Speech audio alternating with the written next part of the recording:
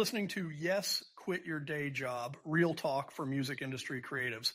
In today's episode, I sit down with multi-instrumentalist Eric Bergen, a behind-the-scenes powerhouse known for stepping into chaos and making it look easy. When the tour bus is packed, set list is locked, and the band's in crisis, Eric's the one they call. He's built a career on showing up ready, staying adaptable, and always delivering when it counts. And whether you're trying to break into the touring world or just want to understand what it takes to earn that kind of trust, this one's for you. Let's get into it.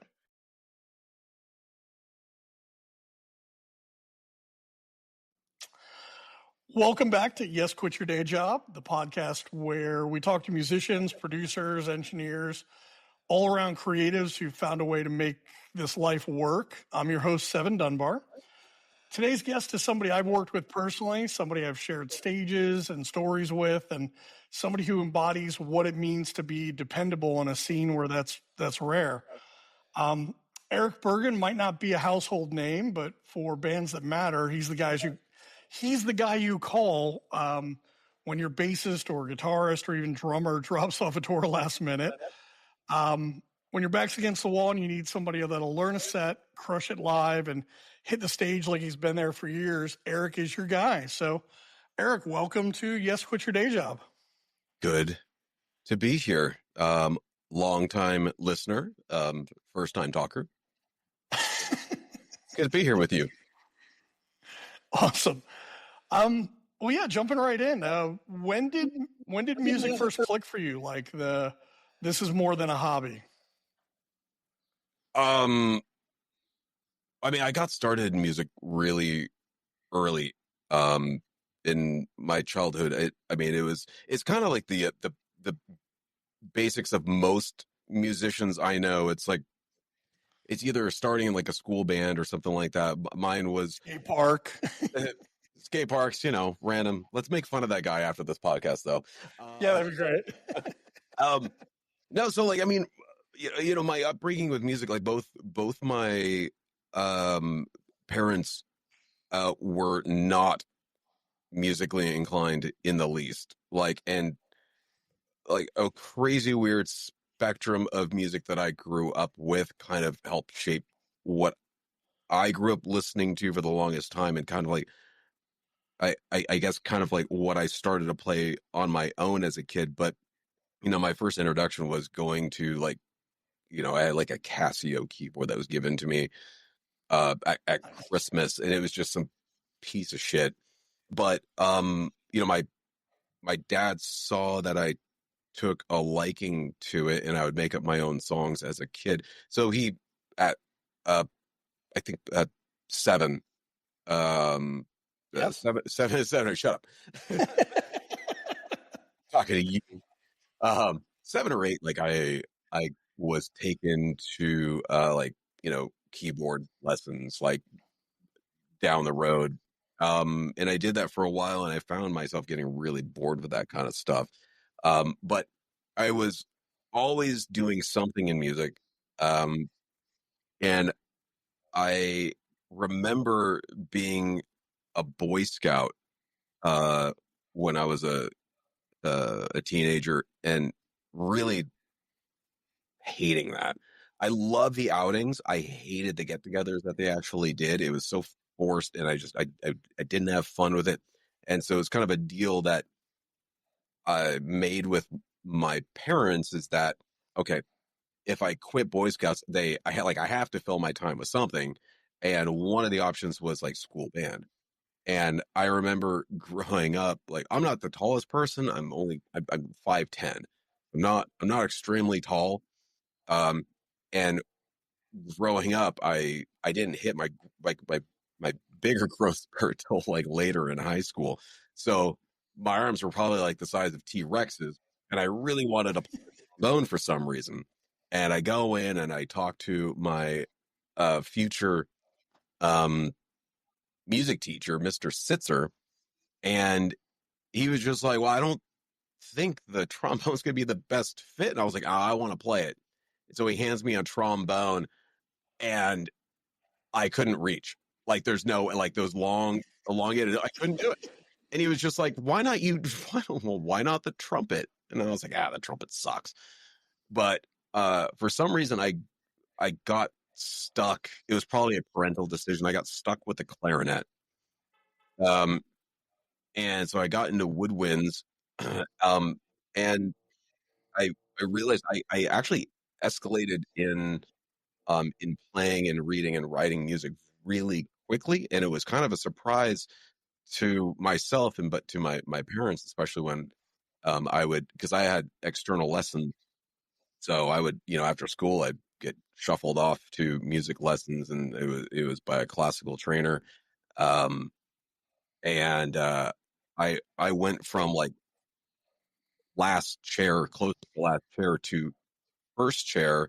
If anybody that doesn't know what that means in band, that's just like first chair is like the best chair, you know. Uh, Sure.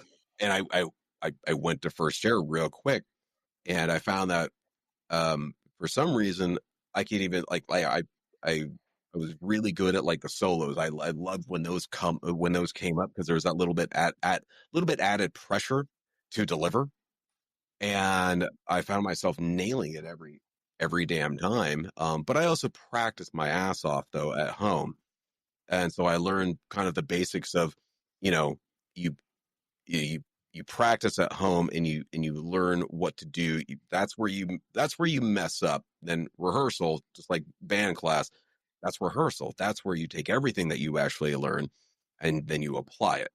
Um, and then I moved from there to alto sax, went to first chair from there. And then I realized real soon when I was getting into high school that, uh, you know, I, I realized with all the music I was getting into, it was so much heavier. And nothing about it was band music. Um, Not a and lot of clarinets and no, no, the clarinets don't get the girls. So, unless you're, oh God, who's that famous, uh, I think he plays the alto clarinet. Who's the guy with the curly hair? You know what I'm talking about? yeah, that's Kenny G would say that's saxophone. But he also, doesn't he play? I thought it was like an alto clarinet or something, or bass clarinet or something I that he. mean, they're all the same. Yeah, they're all the same. Yeah, you end up blowing something. So, uh, but so at this point, going into high school, a good friend of mine that I was in like a high school band with, eventually, um, he was very good at playing guitar. He still has an awesome band to this day. Um, and his name is Steve Bayless, and I'll call him out by name. He's so talented. Um, and he played guitar. I think we were like in science class or something like that at one point, and he was just like, "You should get a bass." I was like, "Yeah, I should get a bass." And I've never really played. I'd never played guitar, and I never played bass, but it was a good it was a good start, because if you play bass, you can play rhythm guitar. Okay. Pretty much all the same to me. Um, uh, and so I bought a bass, and that, I was getting into Nine Inch Nails, and of course Marilyn Manson, uh, Ministry, and especially Sepultura. Uh, Oh yeah. Huge influence. I was in a lot of like really heavy metal stuff. But my upbringing, kind of going back to my parents' eclectic taste in music, though, was like I'm a massive fan of Motown, things like that. Like I was able to see the Contours with some of the original members of them, and um, uh, the Temptations when I was a kid, and it kind Oh of wow. shaped the way I you definitely can't tell it in my music writing or anything like that, but maybe on the hooks or riffs, maybe. Um, you definitely can't tell that the Temptations are in there by any means, but everything everything's a hook to me when I write. But I mean, yeah, good music's good music. yeah, and going through, um uh, in high school, I just found that I was decent at that. I could kind of take what I learned from, school band, and directly relate it back into playing bass. And at that time, again, this is kind of before Manson really like exploded, right? Because I mean, we all know the album. It's Antichrist Superstar. That's when they just Oh yeah, one of my all-time favorite albums. it's it's so good. Every goddamn song on that album is fantastic. Well, uh, what was it? The big Antichrist Superstar tour was at 96, 97 when they were going around, something like that. Oh, they did the I song think so. 1990. Maybe it was probably 1997. But he was rolling through regardless up into Portland. I went with a bunch of friends, and it. I learned, and this is a long answer to your question, but with all that back context, um, when I knew it was something that like I was addicted to, it's not leaving. I probably knew this beforehand, but it was solidified though uh, on the song Antichrist Superstar. And it was when the flags just unfurled down from the top ceiling all the way down. And it was just lights and that whole. Yeah. Yeah. And me, being this little impressionable 5 foot nothing kid, you know, um, seeing that. And I remember I lost my friend somewhere in the concert, but I remember standing there by myself in the middle of like thousands of people and just looking up in complete awe. And I was just like, I'm so hooked. And it wasn't just the music, but it was the overall feel, the atmosphere, the aesthetics, and the over the topness of a performance like that. And that's what to this day, you know, I appreciate bands that go up in jeans and t-shirts and everything like that. But at the same time, like, and don't get me wrong, like, I mean, you know, a good performance is great and, you know, if you suck and look awesome, you still kind of suck, you know. But if you walk up in a t-shirt and in jeans and you're amazing, I mean, hands down, I mean, you're just amazing. But for me, that just sunk into me so deep that like regardless of where I'm at and what I'm doing, I want it to look visually aesthetic and like supercharged.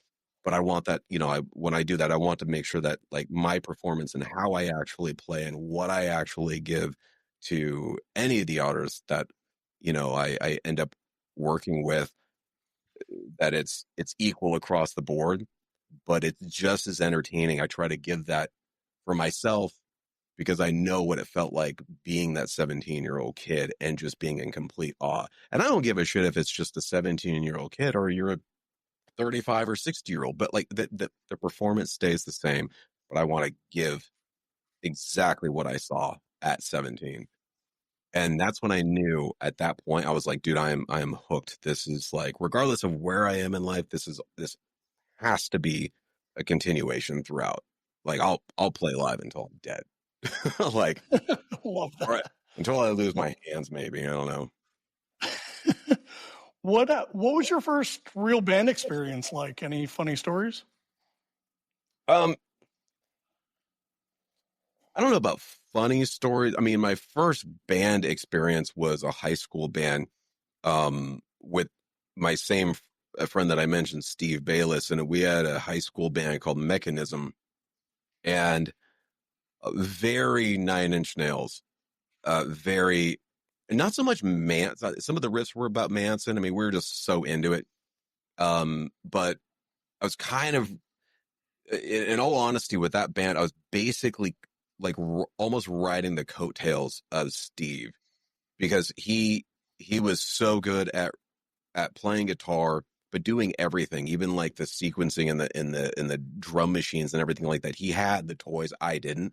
I was always kind of just coming in, and at that time, I wasn't even doing bass or guitar. I was actually doing keyboards, Oh, and okay. we had a buddy who we met, and we're still like almost we're still in high school or almost out of high school, And this guy came in, he was a drummer, a phenomenal drummer. But he was in his 20s, and somehow he wanted to play music with us. But I just remember screwing up almost every song when we were in rehearsals. Um, and it was more because it wasn't because I didn't know what to play, but I had a really bad habit back in the day where when we really sounded good, I would get so like audibly enveloped in how we sound. I was like, oh my God, this sounds awesome. And I would just stop. I would just stop for whatever fucking reason. And they would be like, this is you. This is you. You need to go in and play that. And I was like, I'm sorry. And I would fuck it up all the time. It inevitably that project kind of dwindled, and then they started a brand new thing, which they're still doing to this day. And they've been in they've had their music in I don't know if it's video games. I definitely know there's a show called Firefly. They got their music in that kind of stuff. Oh, So wow. they've been doing amazing stuff and phenomenal musicians. But yeah, I mean, I've been on a tour before and I've shit my pants.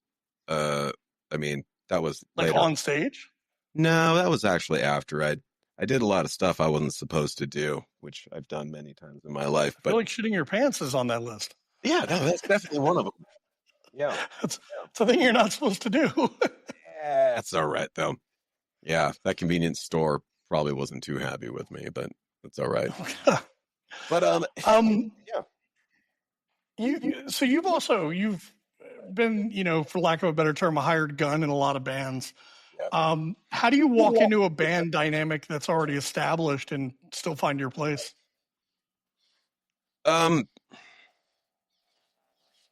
I think, well, I think on my end, at least I've been fortunate enough over the years of doing something like that where, um, uh, like even if it's like aesthetic, I generally get, uh, asked or headhunted in some form of matter that the aesthetics are almost identical or it's similar enough to where it's easy to kind of migrate into what they're doing.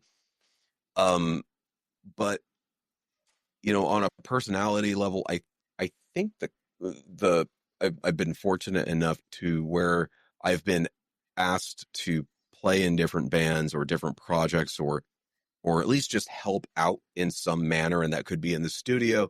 Um, is that in some way or another, uh, I think somebody's at least given me um, uh, kind of a they've definitely put in a good word, but I also think that uh those bands, I think somehow uh whoever is nominating me for that, they are already in tune with my own personality, and they're just like, yeah, this guy's cool. He's super They sarcastic. already He's know you're funny. going to be a good fit. Well, yeah, I think on the personality level, I'm very easygoing, but like I can be a little bit of an ass when it comes to things. What? Yeah, crazy. Surely you jest. I do it out of the respect, and I've tried to, and it's not being an asshole. It's just a lot of people sometimes will perceive that, but it's like, listen, it's you're looking for something, and I want to give you the best thing I can. And if it's not good enough for me, I damn well hope you don't feel it's good enough for you. It's a weird thing, but it, I I just always know that something could be better. Um, and some musicians that I've played with just struggle with that. And I'm like, no, that sucks. That's horrible. Yeah. And that usually happens in the beginning, and some people that I've worked with get real butthurt about that. But I've found that later in my career that that tends to be looked at less like someone's being an asshole. And I'm just, I mean, you know me, my personality is very sarcastic. It's, and it's a lot of dark humor. And so a lot of my now friends, I was like, that's fucking garbage and fucking terrible. I I know you can do better. What can I help you? Like, uh, what can we actually do to bring this up? Because you got a great thing going. Like things aren't really driving just yet, but like what can we actually do to elevate, your vision or what you're trying to actually get across? Um, but I think again, going back, I think the bands that I actually play with now, I think they understand what I'm after. At least I hope they do. And that if I tell you it sucks, I don't want you to I don't want to stop, but I don't want anybody to stop. I was like, dude, let's work, let's hash through like this riff or this part of the song. Um and at some point, like, yeah, I'm just kind of poking somebody just to get a reaction. Maybe there's some sort of horrible reason behind what I say sometimes, and it's usually for my own amusement. But um I think in general, like, again, going back, the acts that I get asked to do, I think they already have the same type of mentality. Like, I think of a lot. I think everybody I end up playing with, um, they have a sick, dark, witty sense of humor. Nobody takes anything serious until it comes down to, you know, performances and music, and of course rehearsals and that whole process. But um, yeah, Cool. My brain shut off. have you that's ever fine. have you ever had to say no to a gig? Yeah, I've said no to a couple, but real quickly, actually, into moving to Vegas. And it wasn't for any reason that was bad on the band by any means. And one was like a Vegas. It was like a bi-monthly show that they were trying to put on the at the Brooklyn Bowl in downtown Okay. Vegas. And it was like a whole mashup of, like, kind of uh it, not exactly new metal songs, but like just songs kind of from like 90s, 2000s that people kind of grew up with. And they did everything between, like, Manson, Linkin Park. Like, it was a cover band. Um, Which it- those go over great in Vegas. yeah. Oh, absolutely. And my friend, he gave me some files and everything like that, and I learned them. But I wasn't really at a point mentally that I could actually do that. I was just going through my own stuff, and so uh, again, had nothing to do with anybody that was actually involved. It was mainly just on myself, because I knew where I was at mentally. I could do it, but I knew that I would be I would definitely be selling him short. And uh, doing a project like that, or getting especially getting paid or anything like that, I don't want to feel like I'm taking advantage of of anybody. Like, if you're going to pay me, like, you're paying me uh, to do what I do best. Um, and yeah, it wasn't a good fit, and like, it was fine. I was honest about it, and like, they were like, no problem. Um, and the other one was with um another Vegas-based band, and which I still want to. Sorry, my cat is wanting to get into my room, I think.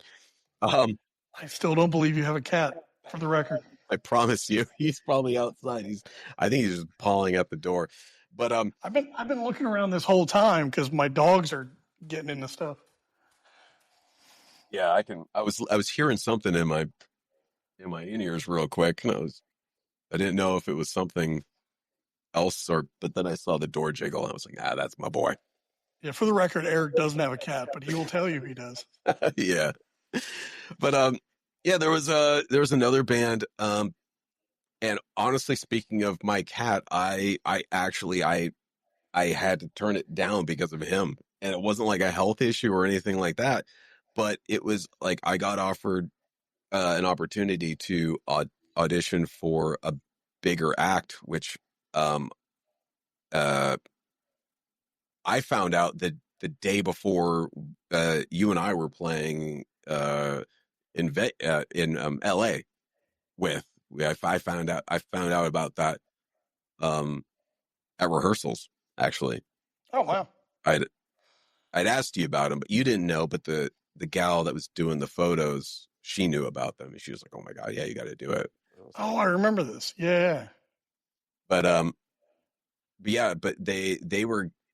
I mean, it was just me out here, so it's just me and my cat at the time. And so like, I literally turned down a great gig, unfortunately, and it was more just due to also work too, because I do work remote. um but it was like this 2 month stint where it was like it was all in Europe, and I probably could have made it happen with my work, but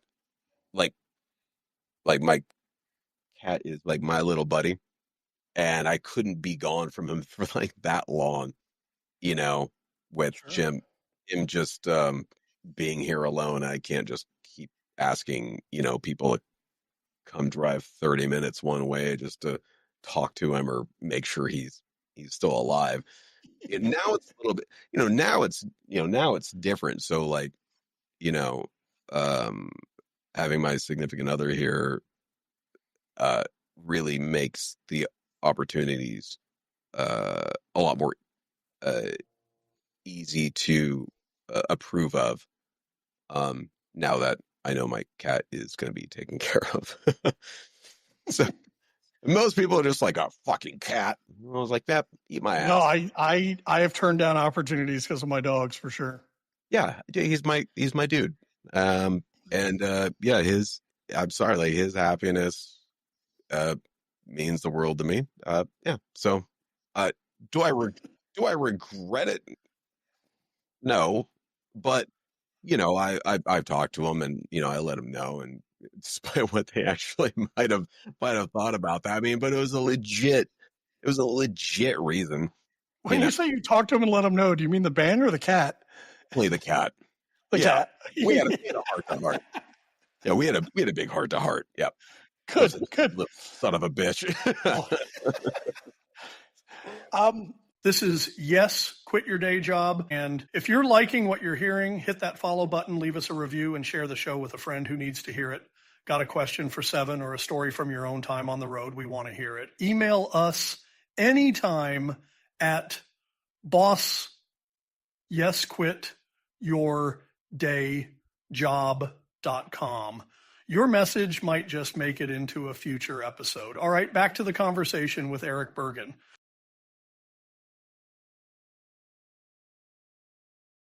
What's one thing people misunderstand about touring life? um, after tour, definitely the after part. When you're on the road for even 2 weeks, getting back is a little weird. But You have to I, kind of acclimate back into the real world. yeah, and it's a strange thing, but like when you're gone for over 30, just with travel time and everything like that, dude, getting back is so weird because you have to acclimate out of a regular schedule to tour schedule, right? And then you're just stuck in that. It's such a grind. And I remember the last tour was when we were playing with Mushroom Head. It like I think we had, was it 6 days in a row of playing at Sure. one point. Like I have no problem doing it, and I could have gone like after that tour, like I I could have gone for like another month and a half, 2 months, like because you just get so ingrained in that kind of like mental and physical schedule. Yeah. And I was just like, well, I'm already in go mode. Like somebody fucking hire me right now. Like I'll just let's go, let's do this. Wasn't the case, but coming back though was really tough because you're you're up pretty late, but you're so engrossed in that adrenaline rush that you actually get, and then it's just like you're at that peak, and then you're just plummet right down into regular world, Ugh. and Ugh. That's and bringing back memories. it's such a high for so long, and that plummet and just hitting that bottom, and you just wake up, and it's not like it's not the thing of like, I mean, yeah, it's crazy because you're going to, playing to, you know, sometimes thousands of people per night, right? And you've been on tour with them as well. It's Yeah. like uh, they're they're big fucking shows, big fucking concerts, and it's a lot at once. It's so much bombardment mentally and emotionally, and you give it everything that you can. And it's not just that; it's the prepping, before, hours and hours before, and then it's the teardown, it's the breakdown, and then it's it's the whole signing autographs and kissing babies and whatnot, or whatever people do. Actually, somebody did bring their fucking baby to that one of the fucking shows, like right up in front. Oh, and the subs that they actually had there, we were talking, we're like, dude, that baby's brain is just pure tapioca right now. Like, we felt so bad. And then somebody like that, like there's a picture of us with the baby. And I just remember looking over at that lady. I was like, nice baby. It's like, who brings a fucking baby to like a metal concert? I mean, That lady. that lady definitely. If that baby survived that night, like, Jesus Christ. no, don't get me wrong. No, don't get me wrong. That baby is gonna be the most badass fucking kid. You know, I've been coming oh, to shows since I was a baby. Here's a picture. literally. Yeah. I mean, right up to the gate. Right up to the gate, past the mosh pit. I mean, I hope those parents weren't using that kid as like a barrier or something like that. What's a tour moment where everything went wrong and how'd you handle that? Um. Oh. Well, same tour. It wasn't anything else. There. But something something happened. To a cable that came out of uh my my Kemper, and I can't remember where we were, but soundcheck went fine. Soundcheck was totally good, totally happy. And when you do a sound check, especially like with Kempers, it's kind of like a set it and forget it type of thing. And then you Yeah. you you go backstage, you put your instrument on, you plug in, you do a couple little just make sure, yep, you're good in the inners, perfect, awesome, you know, um, everything fine. For whatever reason, um, we started the show, and this is the only show it happened to, and I could hear everything except me in my in ears, It's and never good. and I and I'm playing it off, and I look back, and on the Kemper you can see the lights, you can see the input lights, right? Like Yeah, yeah. you strum, it shows up, and nothing was showing up, and everything was just it was it. The, I mean, I have multiple basses when I play, and I swapped, and still nothing. Now, I mean, there's not enough time to just kind of, troubleshoot shit at a moment like that. And I was, Yeah. okay, it's not one bass, it's not the other. There's something going on. And it's not like, and it's a wireless rig. Uh, and some sort of patch cable, there was an issue with it that ran from my wireless, uh, line 6. Was it a G90 that runs into the back of my Kemper? And the G90 that showed that showed everything, but it was something with that. It was a bad patch cable, but I didn't have enough time. And I felt so bad. I felt so bad and so guilty, because the only thing, it's not like I can step off stage and just be like, and just cross my arms and be like, well, fuck it, you know. Um, and luckily in that band, Fleischkrieg, they had enough synth and bass going in the back.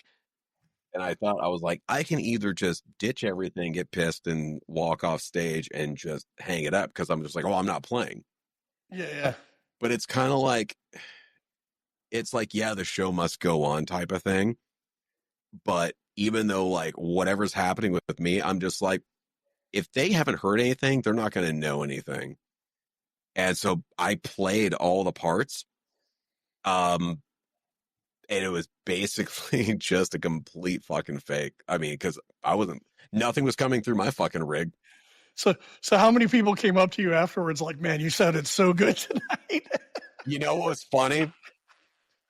So that night, you remember? Oh God, who was that band that we actually went to go see at the House of Blues? Man, remember?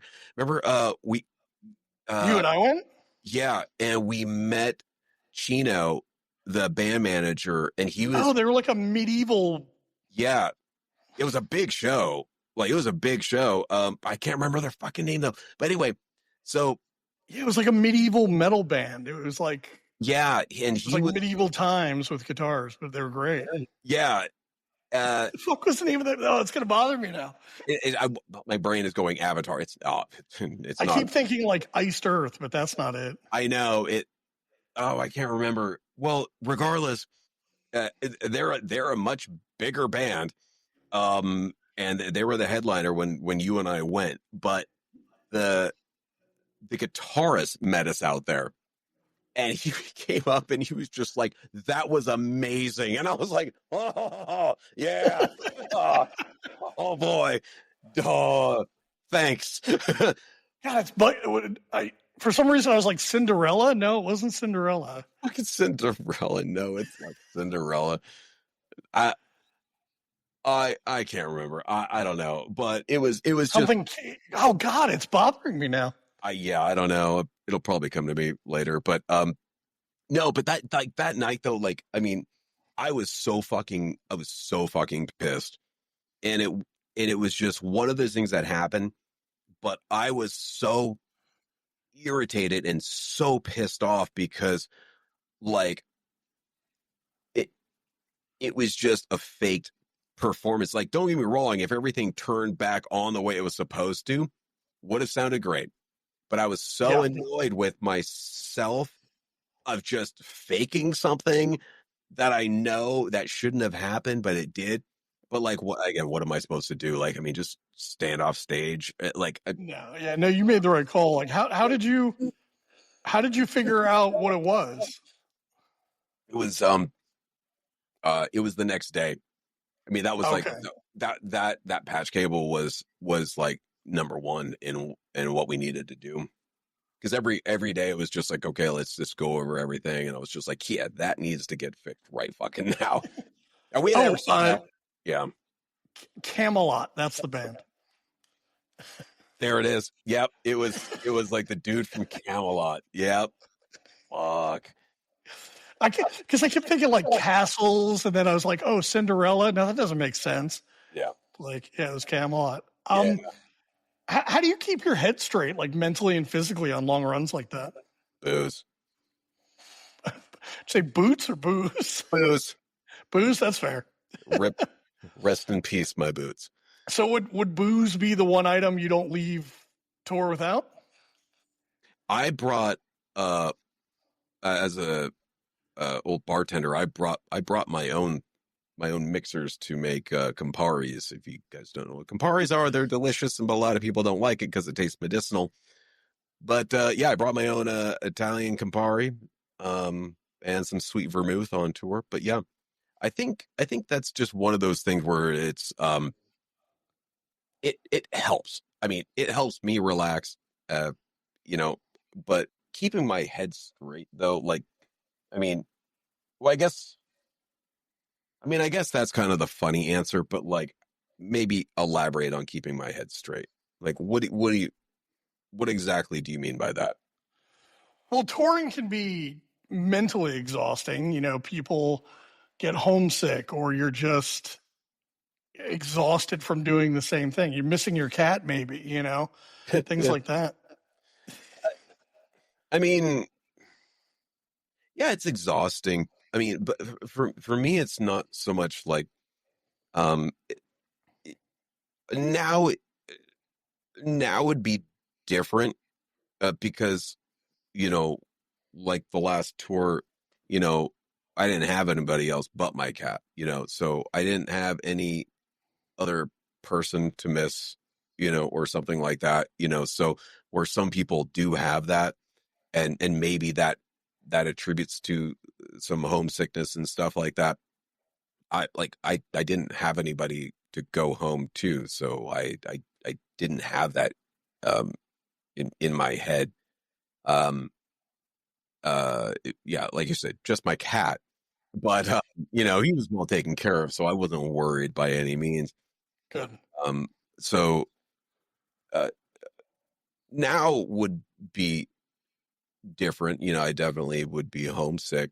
But uh at the end of the day, it's still, I'm still there to do a job. So like, it's kind of the whole thing. Like you know, your problems are always going to be there. Sure. they're going to be waiting on the couch, but at the moment, if you have a couch, I don't know. I see a couch behind you. Yeah. Your problems are There's still def- over there's there. a couch there. Yeah. But it's just like your problems are going to be there. Like your job is what you signed up for, what you're getting, hopefully you're getting paid for. Um, and to, you know, it's kind of like that, get your game face on type of thing. Sure. That's your fucking job. Like everything else can wait, you know. Uh, yeah. So I think it's just a matter of, and I don't know if it's just a matter of like maturity, which I generally don't have, but but I think there's some sort of maturity, as far as like knowing that you're there to do a job, and not just, of course, for the band, but for people that you actually play to, and whether that's 5 people or 5,000 people, it really doesn't matter. It's just like you still put the same effort behind every show, and you can deal with whatever you actually have to deal with, whether that's in a van or a tour bus or on your couch. Awesome.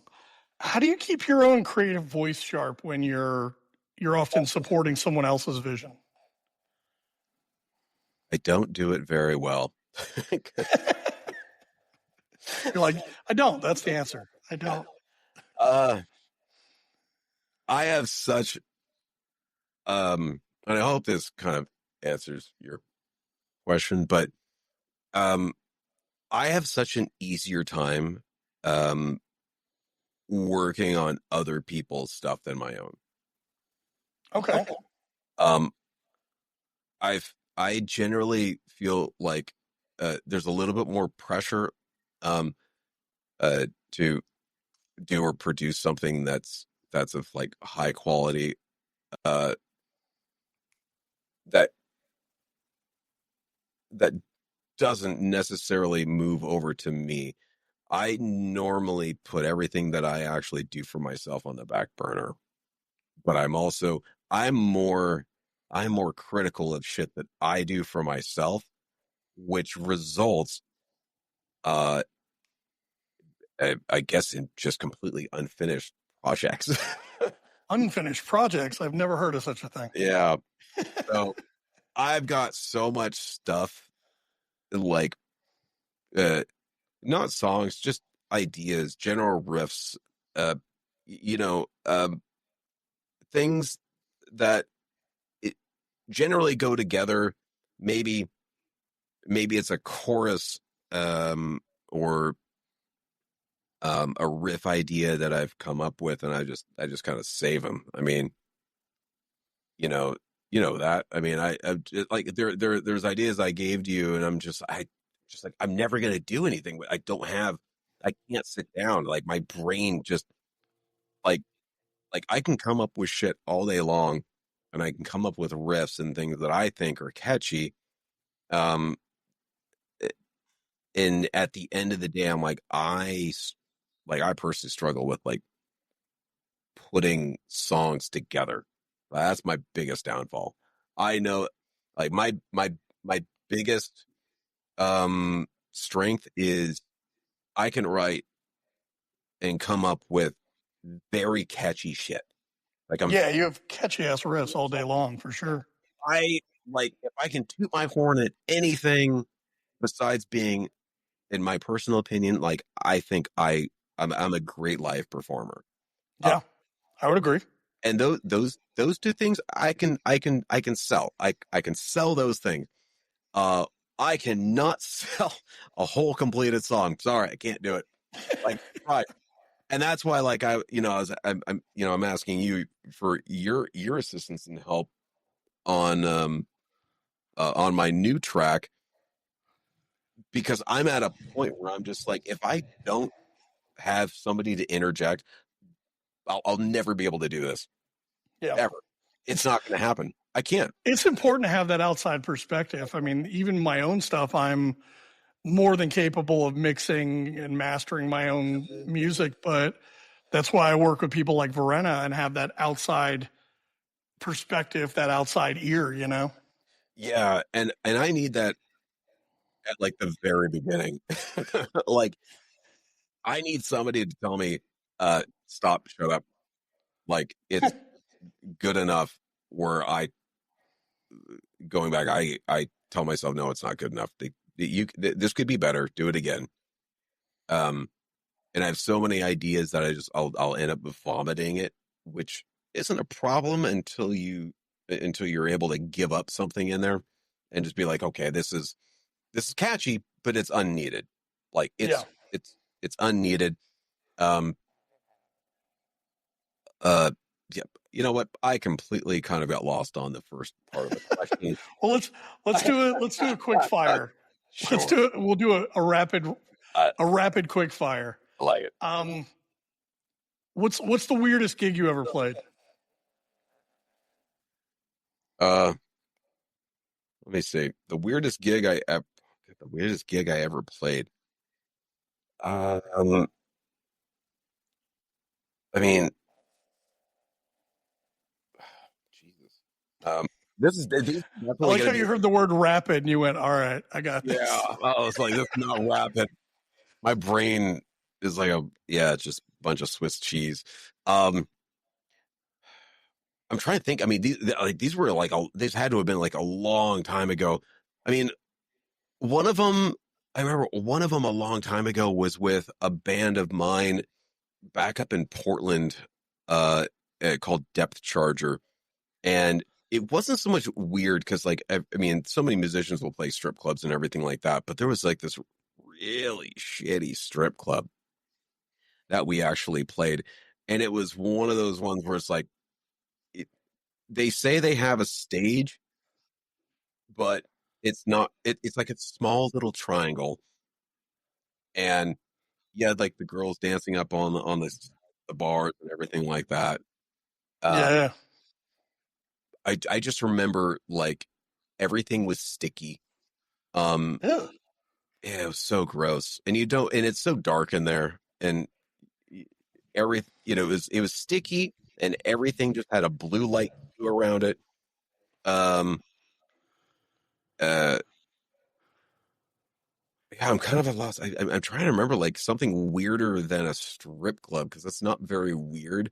I just remember I it know being. for me, so the last tour that Seven Factor did, we were out with Cyclone 9 and we played at this is a couple years ago, but we played at a laser tag arena in the middle of Pennsylvania. Like, it was like the middle of nowhere, and it was laser tag, and it like you walk in, and it's like when you're a kid, and there's like fake stone walls and dragons and all kinds of, and I was like, where the fuck are we? Like, You were like you were like you were playing at the tail end of like a Spinal Tap concert. yeah, it was definitely bizarre. And then oh, you don't know about this. When we were first starting out with Human Factors Lab, before we left Florida, we used to go to Ocala, and there was this skate park there. This is wild. Yeah, And feed me like a baby bird. Like I don't know anything about this. yeah, totally. So we would play. Our stage was the top of the half pipe, and oh, the reason for anybody who doesn't know, the reason I'm laughing is because this was like MySpace days. This is something, there isn't any photographic evidence online, I don't think. Yeah, Um, and on when, MySpace. Everybody jump on that right now. yeah, and I mean, Eric and I have known each other for years, but when we finally started working together a couple of years ago, he brought this up, and I was like, "How the fuck do you know about the skate park?" Back in MySpace days, yeah. Oh yeah, I knew about Seven and his band, and I just remember like coming across it, and I was like, "Who the fuck plays at a skateboard park?" Like, what? It's like, fuck this band. Listen, man, we were young. We did a lot of things we're not proud of for money. You know. Right? Yeah, yeah. Our breath smelled awkward. No, What but it was, I mean, yeah. But here's the thing, though. Is like, I mean, I'll give you shit for it. It's more. It's not even shit. It's just, but it's shit. Only because like I know about that and I remember that. But here's the reality of it is that you still had to grind to get to where you were, right? And that's part of the grind. Yeah, And yeah. No, what you do is you come down on one side of the half pipe, and then you come up and you grind, and that's how you enter the stage. where's the kick flip? Where's the kick flip? Yeah. What's the best green room food you've ever had? Oh, I think at one point, they because I can't remember which tour it was, but I remember it was with I think it was in Arizona, and they brought out Reuben sandwiches, which is like one of my Nice. favorite sandwiches. But they made them they made them like because they knew like most musicians that were just playing probably were going to eat like a full sandwich, but they had them like cut up in like little child wedges, you know. Yeah, And yeah, I remember they brought that. That was really good. I, I've never been brought steak or something like that. And generally, like these days, like I wouldn't even eat the Reuben. You give me anything with like vegetables and just protein, and I'll just eat that. And I don't mean like don't come on my carrots or something like that. But, that's the name of the episode. that's right. Welcome to Coming Carrots. What's the most underrated city you had to play? Underrated? Yeah. You know what? I would actually have to say, I mean, you're not going to play huge shows there, but one of the most underrated and probably one of the most fun is actually Scottsdale. Oh yeah. I Absolutely. for some odd fucking reason, like, I mean, I've only played there when it was like blazing hot, but it was always fun. There was always cool fucking people in Scottsdale. Yeah. Uh, I lived there for a couple of years. I'm sorry. But I mean, I wouldn't live there, but there's some cool people there. But Scottsdale's like Vegas, just without the debauchery. well, that's no fun. Same weather. This is true. Yeah, but no, Scottsdale was fun. Scottsdale was fun.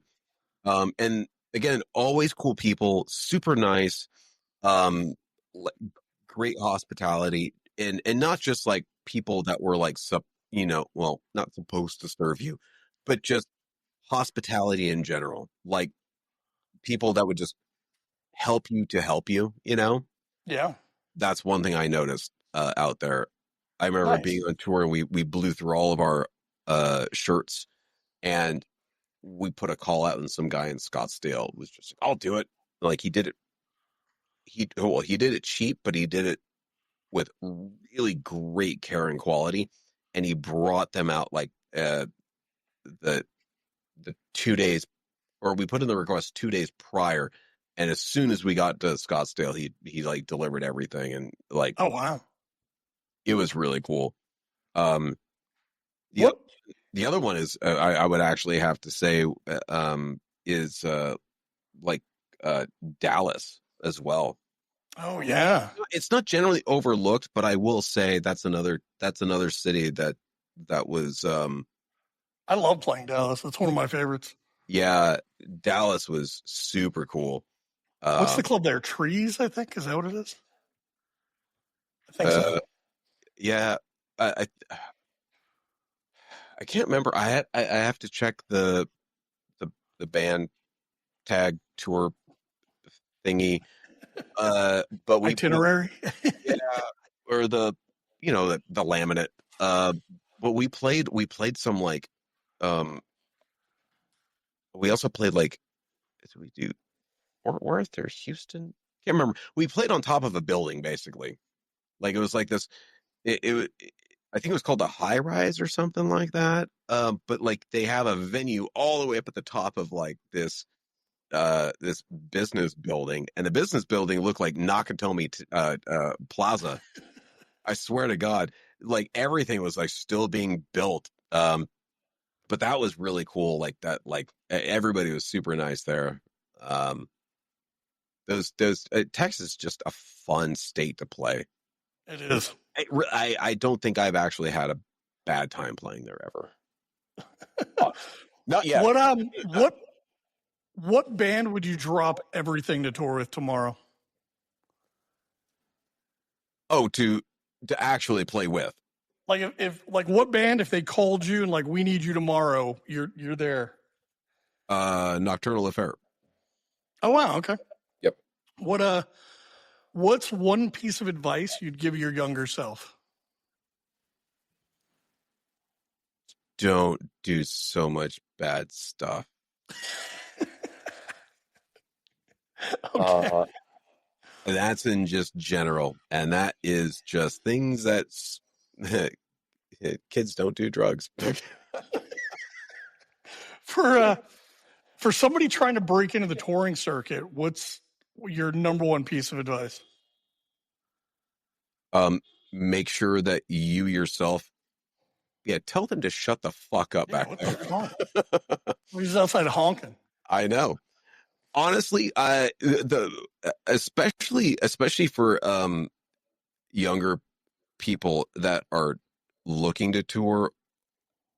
Um, well, if you're younger, you can generally get away with this a lot easier. But let's just hypothetically say if you are like late 20s and going into your 30s, and you are starting to tour, is um make sure you have a plan B and not the pill. Uh, like a financial plan B. I need to clarify that. Eric said to always bring Plan B on tour. I don't know why. That's what he told us. The reason being is that, you know, don't get me wrong. Like, yeah, it it's it's very hard to make a full-time career out of music. Um, Yeah. this isn't the 80s. This isn't the 90s. It doesn't work the same way. It just doesn't.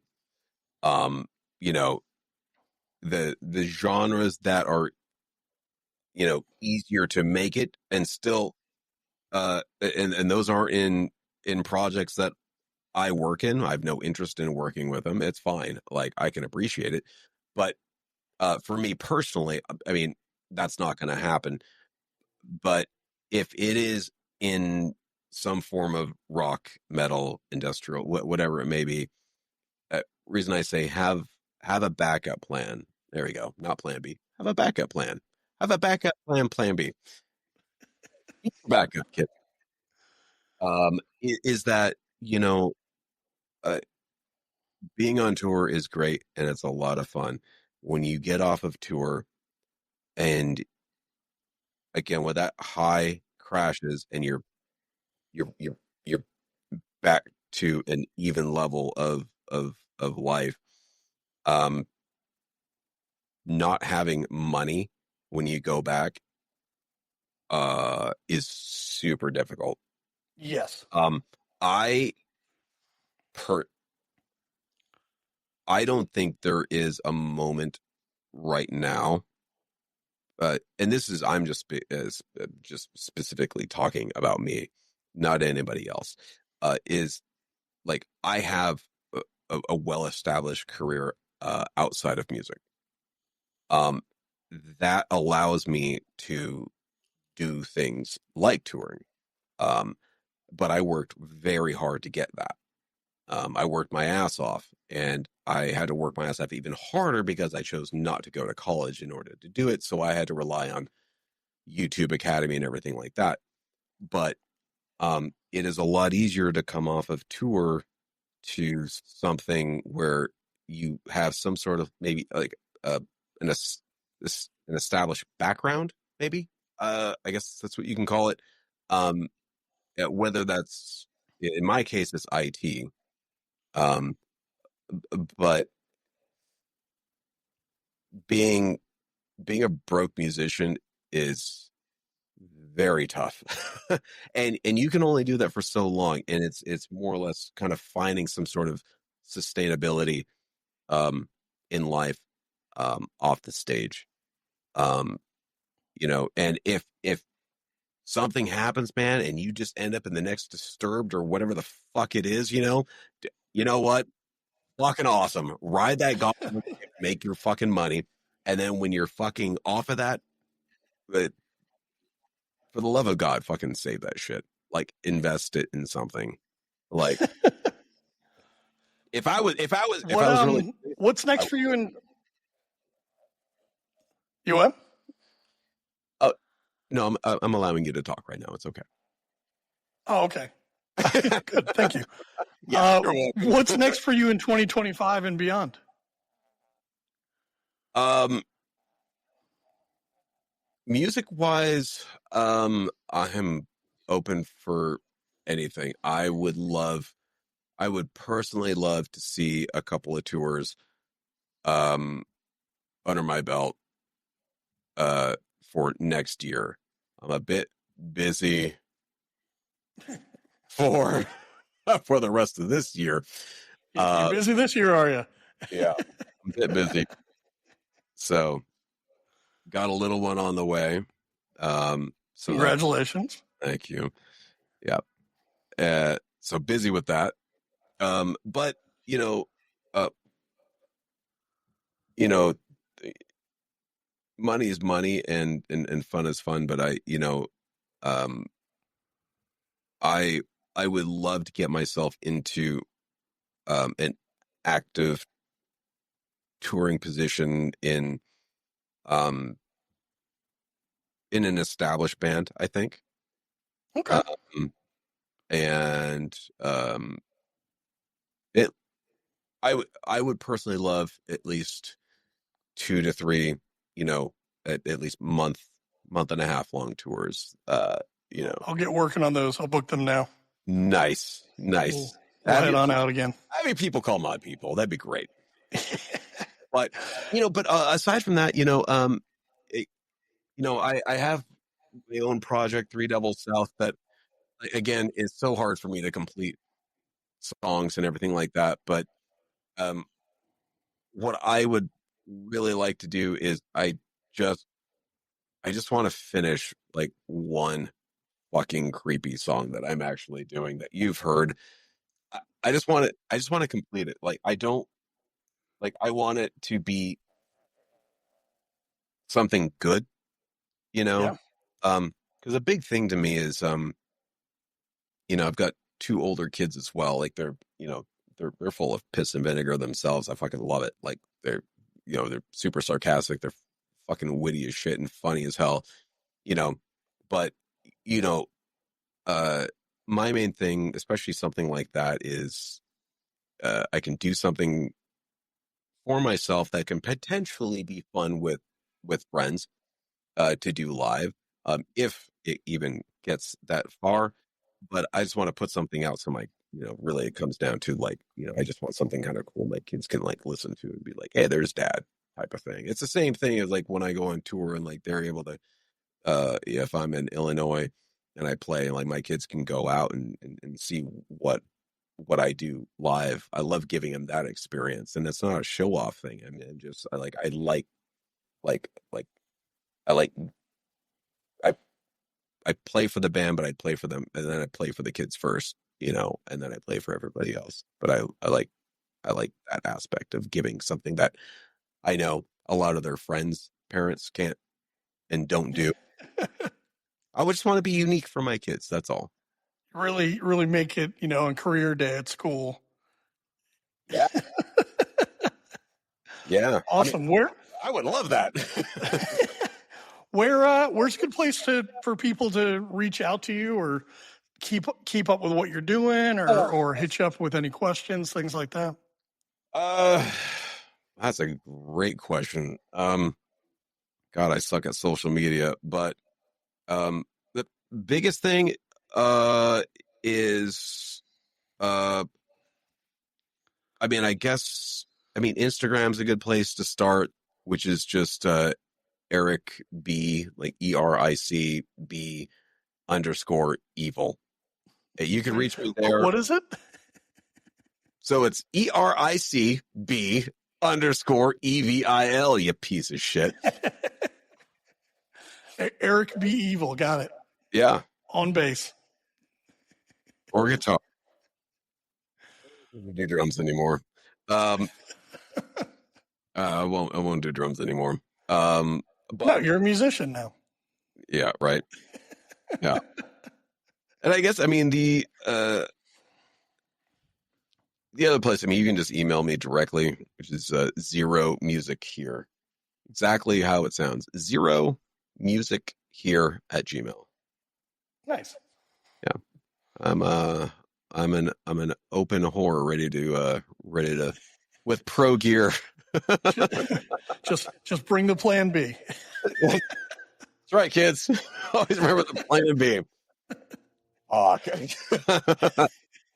Well, Eric, thanks for hanging out, man. I appreciate the chat and you coming and being a part of this with me. I appreciate it. This is fun. Thank you. All right. See you later. That was Eric Bergen on Yes, Quit Your Day Job, breaking down what it takes to be the person people count on when everything's on the line. If you took something away from this episode, do us a favor, like, follow, and subscribe wherever you get your podcasts. You can also watch the full video version on YouTube at youtube.com/YesQuitYourDayJob. And if you've got a question, a comment, or a story you want read on air, email us at bossyyesquityourdayjob.com. New episodes every Tuesday. We'll see you next week.